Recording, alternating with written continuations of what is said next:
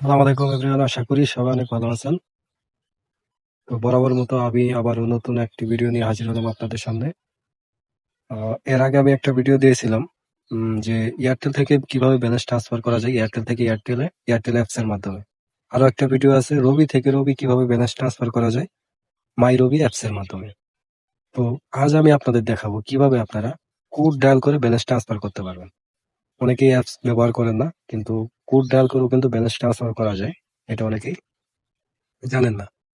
তো শুধু code dial করে ব্যালেন্স ট্রান্সফার করা যায় না, আপনি চাইলে এয়ারটেল থেকে রবিতে ব্যালেন্স ট্রান্সফার করতে পারবেন এবং রবি থেকে এয়ারটেলে ব্যালেন্স ট্রান্সফার করতে পারবেন। আপনি অ্যাপস থেকে যখন ব্যালেন্স ট্রান্সফার করেন তখন কিন্তু আপনার আহ, এয়ারটেল থেকে করলে এয়ারটেলে দিতে হয় ব্যালেন্স, রবি থেকে করলে রবিতেই দিতে হয়। কিন্তু আপনি যদি কোড ডায়াল করে ব্যালেন্স ট্রান্সফার করেন, আপনি চাইলে মানে এক অপারেটর থেকে অন্য অপারেটরে দিতে পারতেছেন।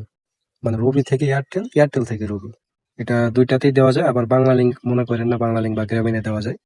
তবে এটা একটু সুবিধা হয়েছে যে রবি থেকে এয়ারটেলে দেওয়া যায়, এয়ারটেল থেকেও কিন্তু রবিতে দেওয়া যায়। চলুন কথা না বাড়িয়ে আমরা দেখে আসি যে কিভাবে ব্যালেন্স ট্রান্সফার করতে হয়।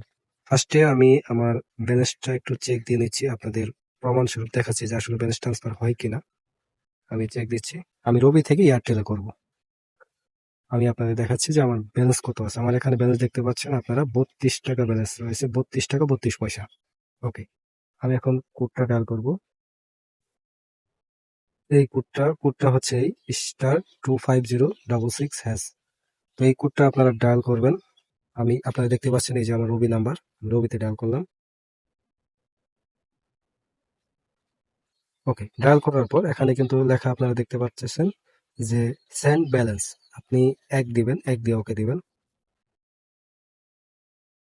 ওকে, অ্যামাউন্ট চাচ্ছে, যেহেতু আমার 32 টাকা ব্যালেন্স রয়েছে আমি 20 টাকা করবো আপনাদের জাস্ট দেখানোর জন্য। ওকে, এখানে কিন্তু এই যে দেখুন, মজার বিষয়টা হচ্ছে যে আপনাদের কিন্তু দুইটা নাম্বারই দিয়ে দিচ্ছে, যে আপনি চাইলে আপনি কি রবিতে করবেন না এয়ারটেলে করবেন। আপনি চাইলে এয়ারটেল করতে পারেন, রবিতে করতে পারেন। তো আমি যেহেতু রবিতে আছি, রবি থেকে এয়ারটেল করবো, আপনাদের দেখাচ্ছি আমি যে কিভাবে করি। আমি আমি এয়ারটেল নাম্বারটা দিয়ে দিচ্ছি 016। ওকে, ওকে, আমার নাম্বারটি দেওয়া শেষ। আমি এখন ক্লিক করবো ওকেতে, রিকোয়েস্ট সাবমিটেড। ওকে, দেখি কি লেখা আসে। একটা মেসেজ তো অবশ্যই আসবে।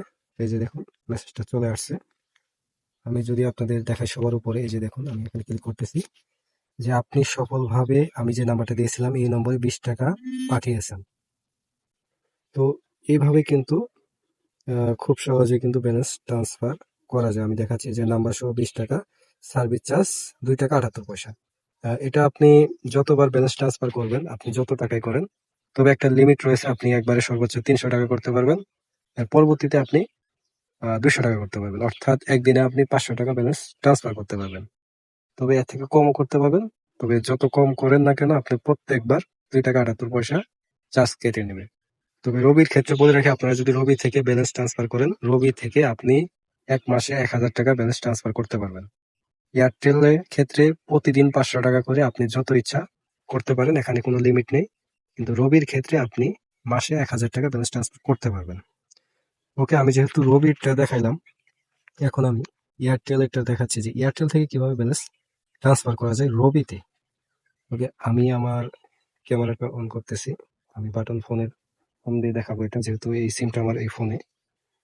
আপনারা দেখতে পাচ্ছেন এখানে আমার এয়ারটেল সিম রয়েছে। আমি কোডটা ডায়াল করতেছি, সেম আগের কোডটাই ডায়াল করতেছি। ওকে,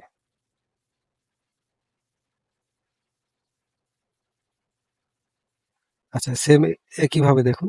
আমি 1 প্রেস করলাম, এমন আমি 20 টাকায় দেবো। ওকে, আপনাদের জাস্ট দেখানোর জন্য। এখানে কিন্তু দেখেন সেম একইভাবে নাম্বার চাচ্ছে, আপনি এয়ারটেল দিবেন না রবি দিবেন। আমি যেহেতু এখন এয়ারটেল আছে, আমি এখন রবি নাম্বারটা দেবো, দেখি ব্যালেন্সটা চাই কিনা।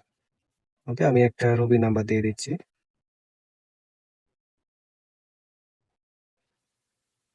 ওকে, এটা কিন্তু একদমই সহজ, কোনো ওটিপি লাগে তাতে কিন্তু আমার রিকোয়েস্টটা সাবমিট হয়ে গেছে।